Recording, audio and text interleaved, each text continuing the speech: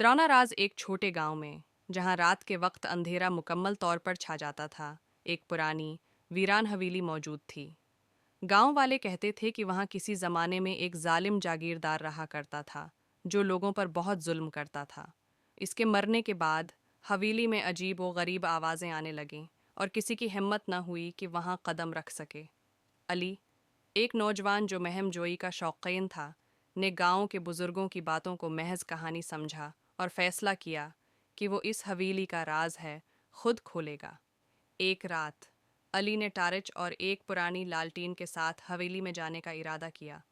जब वो हवेली के करीब पहुंचा तो हवा की गूंज और दरख्तों की सरसराहट ने एक अजीब सा खौफनाक माहौल पैदा कर दिया। हवेली के बड़े जंग आलूद दरवाजे को धकेल कर जब अली अंदर दाखिल हुआ तो उसे एक अजीब वीरानी महसूस हुई। वो दब्बे कदमों एक बड़े हाल में पहुंचा, जहां हर तरफ धूल और मकड़ी के जाले थे। अचानक एक जोरदार आवाज़ गूंजी, जैसे किसी ने चम्मच से धात को ज़रब दी हो। अली चौंक गया और तेज़ी से पलटा, मगर वहां कोई न था। दिल की धड़कन तेज़ होने लगी, लेकिन वो पीछे हटने के बजाय आगे बढ़ा। एक जीना उसे तह खाने की तरफ ले जा रहा था। अली ने हिम्मत जमा की और नीचे उतरने लगा। तह खाने में पहुंचते ही उसे एक पुराना संदूक नजर आया। उसने जैसे ही संदूक खोला, एक धंवासा निकला और साथ ही एक सायादार शक्ल नमूदार हुई।